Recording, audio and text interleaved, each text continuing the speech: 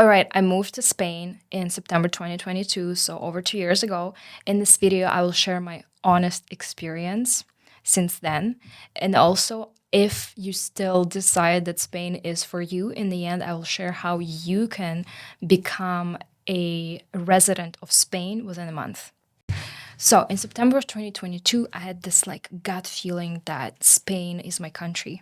Due to COVID, my profession became fully online. I started consulting people through video Zoom calls, and my main role in my own company was creating content. So I figured my parents lived in Spain. I can do everything I do with my job online. Just for your context, I'm a regulated Canadian immigration consultant for Canada. So I help people immigrate to Canada since 2014, so over 10 years. And Canadian immigration system switched to fully online submissions. So I figured, why not move to Spain? I've been traveling to Spain almost every year to spend time with my family. I knew the country quite well. And every time I came to Spain, I was like, oh, I wish I could just live in this warm, amazing climate all the time. I'm not a fan of cold, to be honest. And, all of a sudden, I'm realizing there's really no reasons for me to stay in Canada because I can continue what I'm doing from Spain. And I love the climate. And there was another factor, and this factor was my daughter. She just turned 4, and it was time for her to go to the Canadian public school system. And because she had this health condition that during the winter, because of her previous history, like related to how she was born, her lungs were quite weak. So every winter she would spend at hospitals with pneumonia. And the conclusion was that if she lives in a warmer climate, her reactive airway might not develop pneumonia if there's no cold. So basically, cold triggered this constant pneumonias, bronchitis for her. So that was another reason that pushed me out of Canada into Spain. Originally, I wanted to live in Spain only for a year just to test it out and see. And then my plan was to come back. I figured like I give my daughter another year to kind of like, get stronger, grow up. My mom's in Spain. She can help me watch my daughter if anything, and then I'll move back. But it's been over 2 years and I'm still here. I do travel to Canada a lot. So I have this really great point of reference and comparison. And I can definitely share with you guys, like, if you're still thinking, I can share with you pros and cons and help you make a decision. So since I moved to Spain, this has been my experience. Many of you know that the life in Canada is very fast. It's all about like efficiency, being fast, working a lot. And, the way I say it is in Canada, a lot of people live to work. In Spain, it's the other way around. A lot of people work in order to live. In Spain, the whole mentality about living is very different. Spanish people like this term tranquila. Tranquila means like calm. It's all about being calm, having no stress, and being happy. And there's this big emphasis on your well being and happiness from what I can observe. People are not going to rush and stress and step on someone's toes in order to achieve something in life, in order to get more money, in order to be more efficient. They value what they have. They value their friendships. They value their families. They value like relaxing community, party time. And if you come to, let's say, a Spanish bank or to a Spanish city hall to get some documents, and you appear to be like a bit stressed out and in a rush, they're not going to like that and they're not going to be nice to you. But if you're friendly and nice, if you're not rushing, you will get what you need. And sometimes you will need to breathe out and wait. So if we talk about like cons of Spain, right? Things are not necessarily always fast here. But if you know the right people, if you know the right places, let's say you have a contact and someone at the bank that you know this person is efficient, like you got a recommendation, you will be more successful than if you just like randomly walk into a bank and you want to get a bank account. You could face delays and it's not going to be as fast as you want, right? Now, so this is in terms of cons. That's really, if I think about it, that's probably the only con that I found for myself. But to me, it became something that I'm used to and I actually love. Every time I go to Toronto, And there's like this fast life. I'm stuck in traffic for hours. I get stressed out, and I'm just like, oh, I can't wait to go to Spain where I can just like breathe out and enjoy this like way more relaxing way of life. Now let's talk about healthcare, schools. Let's talk about climate, and summarize why I love Spain and why I continue living here despite the fact that I'm Canadian and Canada is still a great country as well, right? So, in terms of the schools, there is a great public school system in Spain, which is very similar to Canadian one. I wouldn't say there's much difference. What I do love about Spanish school system is, again, in Spain, there's this big emphasis on child's well-being, on his emotional well-being, and on his happiness. This is valued majorly, and I've observed it many times. So the public free school system in everything else, I would say is very similar. I don't notice much difference. And but the one thing that I value a lot about Spain in terms of the school system is that they have these very affordable, amazing private schools. So I'm paying roughly 700 euros for my daughter's very high quality private high school. So, well, she's 7 years old, right? So it's not high school yet, it's just middle school. And in Canada, I compared the same quality of schooling would be probably 3,000 or more per month. The meals are included, very healthy meals. She's in school from 9 until 4, actually 4:20. During her classes, she can participate in private singing and piano lessons. I signed her up for that. So they take her out of a class. She goes, and during school time, she gets private lessons in singing and piano. The teachers, it's a British school. So everything's in English. They do have Spanish as a subject. So my daughter's English right now is very good. She can read in English, no problem. She writes full-on sentences at 7 years old. Her math is great, and she's already excelling more and more in Spanish. So my daughter also speaks Russian, so she's basically mastering 3 languages at this point. She can also read and understand and write in Russian. She's thriving. She loves school. In her class, there's children from Ukraine, Russia, other countries, like other languages, China, right? There's Spanish kids, there's British kids, there's kids from like Netherlands, and there's this big variety of culture in her school. There's really great like music lesson, music classroom. I see that she loves it. There's a big emphasis on her well-being and happiness, but that academically she is excelling. Like, I'm impressed. So these private schools that are very affordable to me was like one of the biggest reasons why I'm not moving back to Canada at this point. Now let's talk about healthcare. So healthcare, I would say, is also similar to Canadian one, but there's one big but. It's a lot faster. If you go to a free public Spanish hospital, you're going to receive a very equivalent type of healthcare like you would receive in Canada, but a lot faster. You're not going to wait that long. In terms of quality, it's similar. But again, there's a second but. Spain has private hospitals, private clinics that you can access through a very affordable private insurance plan. You can pay roughly like 50 euros a month per person, and you will get even faster healthcare. And basically, like when I go to these private hospitals, I tell doctors what kind of tests I want them to order. Like in Canada, you will not get the tests that you want unless the doctor thinks it's like absolutely necessary for you to like survive and live.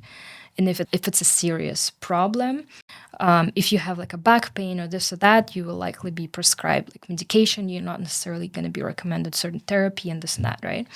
Or you're going to be, getting all these. If you want to order like an MRI or something, you're going to wait a very long time. So with private healthcare, let's say my daughter gets a common cold, it's been a couple of days, I decide to go to the doctor so that she gets checked to make sure she doesn't have bronchitis. And we get to the private hospital, for which I pay about 50 euros a month. Within 10 minutes, she sees a doctor. Like, I'm not kidding. If I want to arrange an appointment, maybe next week the doctor can see her. But if I say it's an urgent appointment, they can even find an appointment like tomorrow or the same day for me. And when I go to the doctor, I tell him, I want you to be extra cautious and order these and these tests. No problem. He orders them. This is amazing to me after I've struggled with Canadian healthcare. And I know that statistically, a lot of people in Canada die every day because simply they haven't been treated soon enough, or the necessary tests were not ordered for them soon enough. It's very sad. So that's number, I guess, one of the second biggest reasons why I just can't fathom going back to Canada and having to sit at the hospital for 8-10 hours or the whole night before a doctor even comes to see me or my child. Now the climate. Oh, guys, I cannot tell you how happy I am that I have like sufficient amount of vitamin D in my system, sufficient amount of just like sunlight in my life. Like, I walk outside every day and there's sun. And to me, sun is equivalent to a much better state of being, where I am like more relaxed, I'm happy, I'm getting the sunlight, sunshine, beautiful palm trees. I walk with my dogs every morning, listen to music, and right away I'm set for this like amazing state for the whole day. And I live in the close to Alicante, and the amount of sunshine in this area like is just like wow. Almost every day you get sunlight. There are some short periods of time, like maybe a week of like a rainy storm season here and there, but like I can barely count days with my fingers when there was no sun. In winter, in the morning, it might be a little chilly, maybe +10, but then by afternoon, it almost always gets to like +20, 25 in winter. The only, I guess, negative part about climate is July, August. In July, August, in my area, it gets too hot. So if you don't like very hot days in July, August, I would recommend for you to go back to Canada. That's what I do. Or move to the north of Spain, or like somewhere in Europe, explore, tour around, and you'll be happy. What else? So we've talked about these three main reasons. Just some statistics, there are 300 days of sunlight in Spain out of 365 days of the year. Spain's healthcare is rated number 7 in the world. And on average, people live until 85 years old in Spain. So this is probably one of the most bluest zone countries, if you're familiar with the term blue zones, in the world.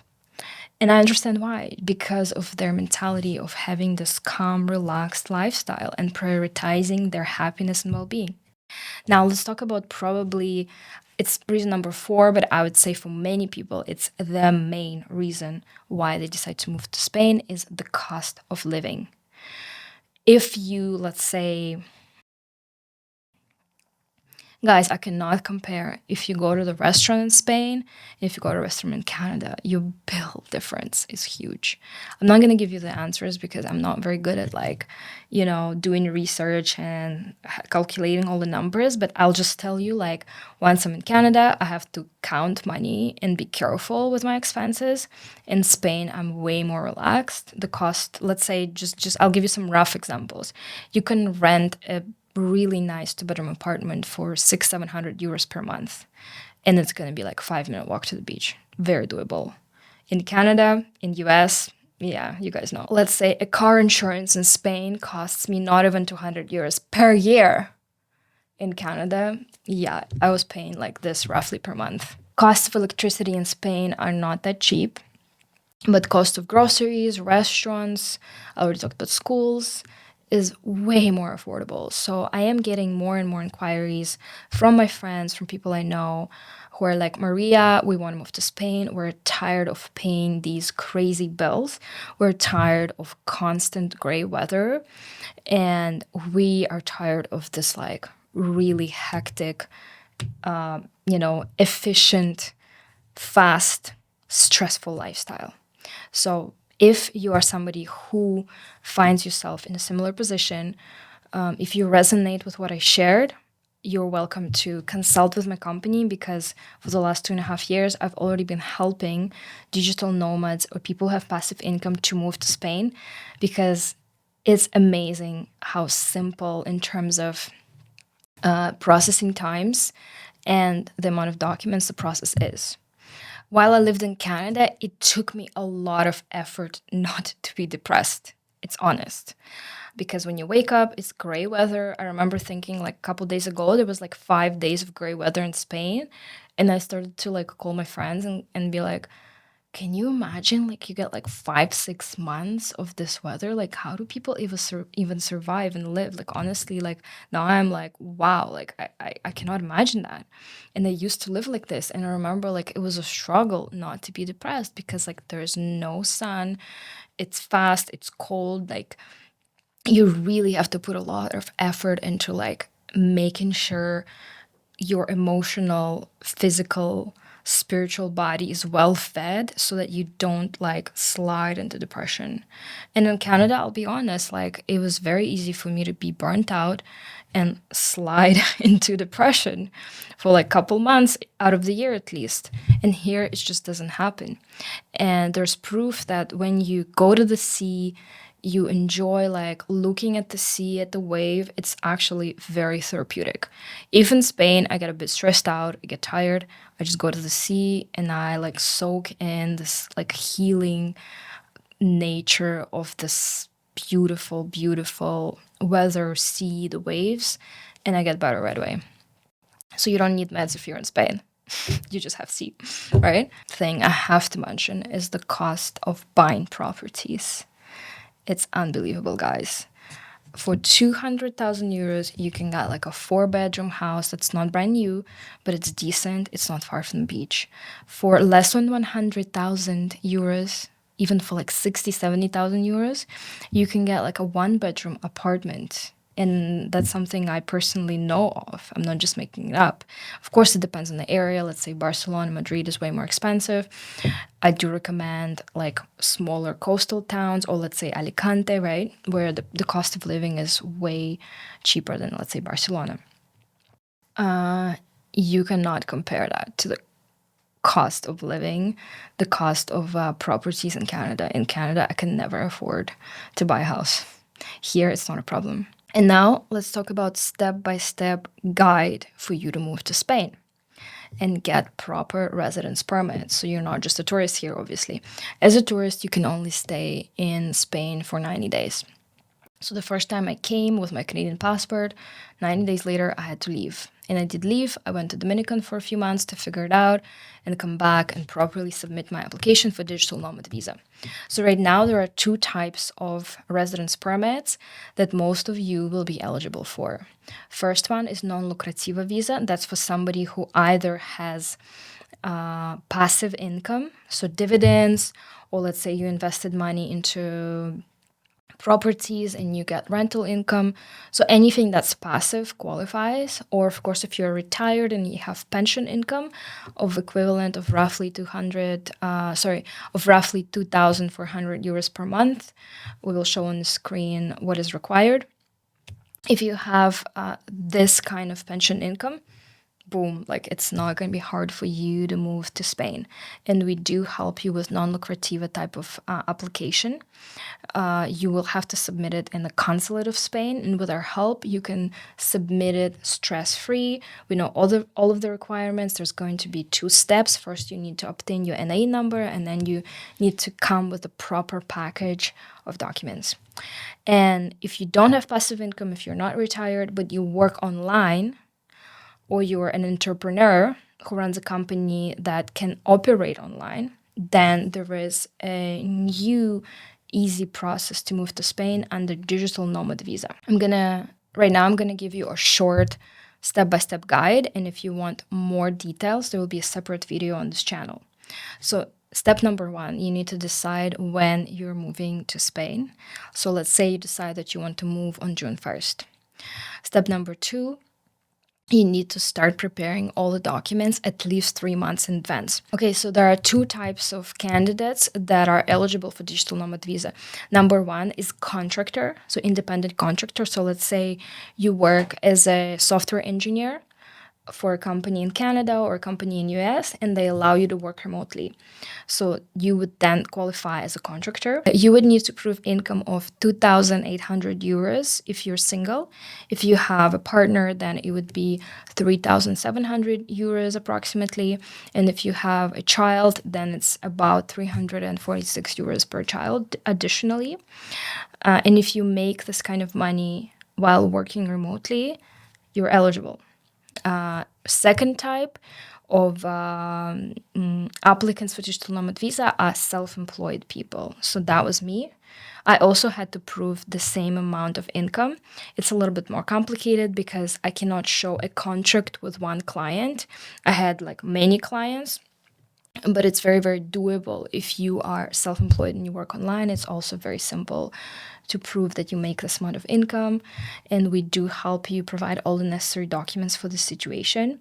My case was probably one of the most complex ones, so I know all the insides of this process. Additionally, you do need to show either education in the field of your experience. So let's say if you're a software engineer, you need to show bachelor's degree, master's degree in software engineering. And if you don't have equivalent bachelor or master's degree, you need to show that you have 3 years of work experience in this field. And we again help you with that. You also need to show that during the past 2 years, you have no criminal record in any country where you lived more than 3 months in a row. So if you travel a lot, you're going to need a lot of police certificates. But if you just live in Canada or US, then all you need is a criminal record certificate for this country, which has an apostille. Now let's talk briefly your step-by-step guide for how to move to Spain. So first, you need to determine the date of you moving to Spain. So let's say it's June 1st. Now, 3 months in advance, you need to make sure like all the proper contract is signed between you and your employer, and the equivalent of amount of money that is required comes to your bank account according to the invoice that you send to your employer. Usually you would already have that in place, but if you have some kind of different structure of employment, let's say you are an official employee of the company, I would recommend for you to talk to them and switch you to being a contractor because you're moving to Spain, right? So then you need to show 3 months proof of income where there is an invoice that you send to your employer, and then equivalent amount of money that you invoiced is deposited into your bank account. There's proper contract, and then there's proper proof of work experience. Now you also need to obtain fresh marriage certificate and birth certificate. But if you're moving to Spain on June 1st, don't do that until about May 1st. The reason being is that this fresh copy expires in 3 months. That's the specifics of Spanish bureaucracy. They want these fresh birth and marriage certificates. When I asked the lawyer that we collaborate with, anytime we prepare a file for a client to be submitted to Spanish immigration authorities, in the end, this file is submitted by a Spanish licensed lawyer. So when I asked the lawyer why do birth certificates and marriage certificate copies have to be freshly ordered. So let's say if you live in Ontario, you have to order a brand new copy of your birth certificate from Service Ontario or of your marriage certificate. So why, right? The lawyer told me is, oh, what if, something changed recently and your child is, your child's name is changed, you got divorced. So they really want to make sure this is super fresh. And then you need to order, these copies need to be apostilled. You got to order apostille. And again, we help you with this process. So let's say you move to Spain, you got to submit everything by August 1st, right? Because all of your copies of birth certificates, marriage certificates, and also police certificates were ordered on May 1st.